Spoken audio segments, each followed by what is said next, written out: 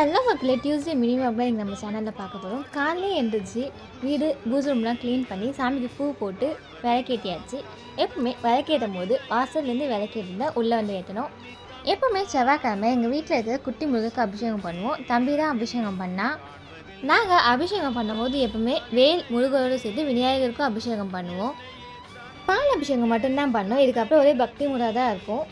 ஏன்னா நவராத்திரி, ஆயுத பூஜை, தீபாவளி, கந்தசஷ்டி அப்படின்னு ஒரே ஃபெஸ்டிவலாக தான் போகும். சாமிக்கு சந்தனம், குங்குமம், பூ போட்டு தீபாவளி காட்டி அலங்காரம் பண்ணியாச்சு சூப்பராக. ஏதாச்சும் பிங்க் ரைஸ் போட்டு அரளி பூ போட்டதால எல்லாம் மேட்சிங்காக ஆயாச்சு.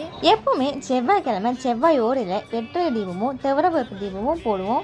நல்ல வேலை கிடைக்கிறதுக்காக துவரம்பருப்பு தீபமும், எங்கள் பிரச்சனைலாம் சரியாகிறதுக்காக வெற்றிலை தீபமும் போடுவோம். இப்போ தான் நான் ஃபஸ்ட் வீக் ஸ்டார்ட் பண்ணியிருக்கேன். தொடர்ந்து 6 வாரம் போட ரொம்ப நல்லதுன்னு சொன்னாங்க. ஓகே ஃப்ரெண்ட்ஸ், என்னோட உங்களுக்கு பிடிச்சா லைக் பண்ணுங்கள், ஷேர் பண்ணுங்கள், எங்கள் சேனல் மறக்காம சப்ஸ்கிரைப் பண்ணி வச்சுக்கோங்க.